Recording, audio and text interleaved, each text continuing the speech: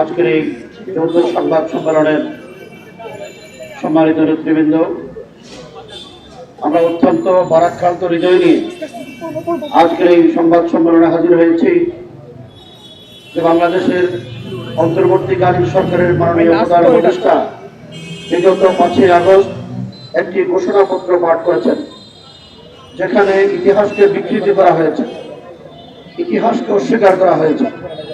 আমরা দেশের সচেতন নাগরিক হিসেবে, ইতিহাসের অংশীজন হিসেবে আমরা এই ইতিহাস বিকৃতিকে কোনো অবস্থাতে সহ্য করতে পারিনি। ইতিহাসকে অস্বীকার করাকে আমরা সহ্য করতে পারিনি। এই জন্য আমরা এখানে দাঁড়িয়েছি। প্রিয় সাংবাদিক বন্ধুগণ, এখানে ফিলখানার হত্যাকে অস্বীকার করা হয়েছে, 2013 সালের শাপলা চত্বরের গণহত্যাকে অস্বীকার করা হয়েছে, কোটা বিরোধী আন্দোলনকে অস্বীকার করা হয়েছে, নিরাপদ সড়ক আন্দোলনকে অস্বীকার করা হয়েছে, 21 সালের মোদী বিরোধী আন্দোলনকে অস্বীকার করা হয়েছে। সর্বশেষ 1947 সালে যদি পাকিস্তান স্বাধীন না হতো, আমার এই বাংলাদেশ কোনোদিন স্বাধীন হতে পারত না। সেই ঐতিহাসিক 47কে অস্বীকার করা হয়েছে। সুতরাং ইতিহাস বিকৃতির এই আয়োজন আমরা কোনো অবস্থাতে মেনে নিতে পারি না। আমরা লক্ষ্য করছি এই ঘোষণাপত্র প্রণয়নে আওয়ামী ষড়যন্ত্র এবং ভারতীয় ইন্ধন রয়েছে। আমরা এই চক্রান্তের বিরুদ্ধে অন্তর্বর্তীকালীন সরকারের ভিতরে যারা গাপটি মেরে বসে আওয়ামী চক্রান্ত বাস্তবায়ন করছেন, তাদের বিরুদ্ধে দেশবাসীকে সোচ্চার হওয়ার আহ্বান জানাচ্ছি। সংগ্রামী উপস্থিতি,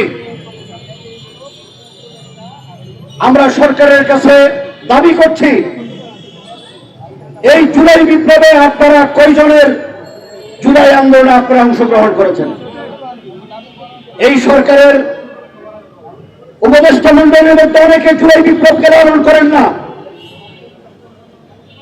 সুতরাং তাদের কাছ থেকে কোনোদিন মান্দার কাছ থেকে আম আশা করা যায় না। যাদের ভিতরে জুলাই চেতনা নাই, তারা কোনোদিন জুলাই বিপ্লবের এই গণহত্যাকে তারা স্বীকার করতে চায় না। দ্বিতীয় নম্বর কথা হলো, আমরা ঘোষণাপত্রে ইতিহাসকে সন্নিবেশন করার জন্য আমরা অনুরোধ করছি, মাননীয় প্রধান উপদেষ্টা, আপনার প্রতি যথাযথ সম্মান রেখে বলছি, আজকে 2013 সালের শাপলা চত্বরে যদি গণহত্যার চেতনা না হতো, তাহলে দেশের ছাত্র জনতা, তৌহিদি জনতা, মাদ্রাসার ছাত্র শিক্ষকদের কোটার কোনো প্রয়োজন ছিল না। কিন্তু তারা শাপলা চত্বরের চেতনা নিয়ে নিজের দেশকে রক্ষার জন্য, ফ্যাসিবাদী শাসনকে এদেশ থেকে মূলোৎপাটন করার জন্য, ভারতীয় রেজিমকে দেশকে দূর করার জন্য তারা ময়দানে ঝাঁপিয়ে পড়েছেন।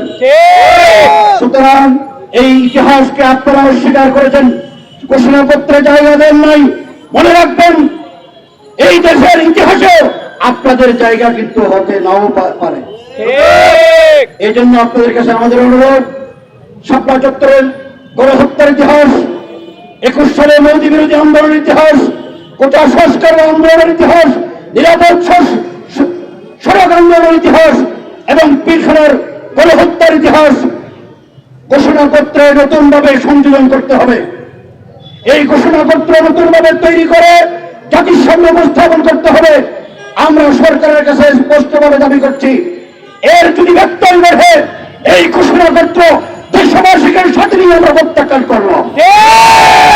সুতরাং কথা দীর্ঘায়িত না করে আমাদের শেষ বক্তব্য হলো, একটি রাষ্ট্রের ঐতিহাসিকভাবে যেসব ঘটনা সংঘটিত হয়েছে বাংলাদেশের ইতিহাসে, পাঠ্যপুস্তকে এই ইতিহাসকে লিপিবদ্ধ করে নতুন প্রজন্মকে শেখাইতে হবে। আমাদের শেষ কথা হলো, অন্তর্বর্তীকালীন সরকার, আপনারা ক্ষমতায় এসেছেন এদেশের ছাত্র জনতার রক্তের সিঁড়ি বেয়ে। সুতরাং এই রক্তের সাথে যদি কোনো ধরনের গাদ্দারি হয়, ইতিহাস আপনাদেরকে ক্ষমা করবে না। এই ইতিহাস থেকে, ফ্যাসিবাদী আওয়ামী দুঃশাসন থেকে দেশের মানুষ রক্ত দিয়ে দেশকে স্বাধীন করেছেন, দেশের মানুষকে স্বাধীন করেছেন, দেশের অখণ্ডতাকে রক্ষা করেছেন, ভারতীয় আগ্রাসনকে মোকাবেলা করেছেন। আবারও প্রয়োজন হলে নতুন করে আন্দোলনের মাধ্যমে এই দেশ ফ্যাসিবাদ মুক্ত, ফ্যাসিবাদের ষড়যন্ত্র মুক্ত, ভারতীয় দালাল মুক্ত করে এদেশকে নতুন ভাবে স্বাধীন করবে। আল্লাহ আমাদের সবাইকে তৌফিক দান করুন। আজকে যারা এই যৌথ সংবাদ সম্মেলনের আয়োজন করেছেন সবাইকে আন্তরিকভাবে মোবারকবাদ জানাই। গণতান্ত্রিক আন্দোলনকে মোবারকবাদ জানাই। সকল সাংবাদিক বন্ধুরা আমাদের কথা ধৈর্য সহকারে শোনার জন্য আপনাদেরকে মোবারকবাদ, ধন্যবাদ জানাই। সবাই ভালো থাকুন, সুস্থ থাকুন।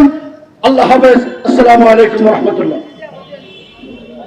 সাংবাদিক বন্ধুরা, আপনারা অনেকক্ষণ যাবত আমাদের এই সংবাদ সম্মেলনের ধৈর্যের সাথে আমাদের কথাগুলো শুনেছেন। এই পর্যায়ে যদি আপনাদের কোনো প্রশ্ন থাকে তাহলে আমরা আপনাদের প্রশ্নগুলো নিতে পারি।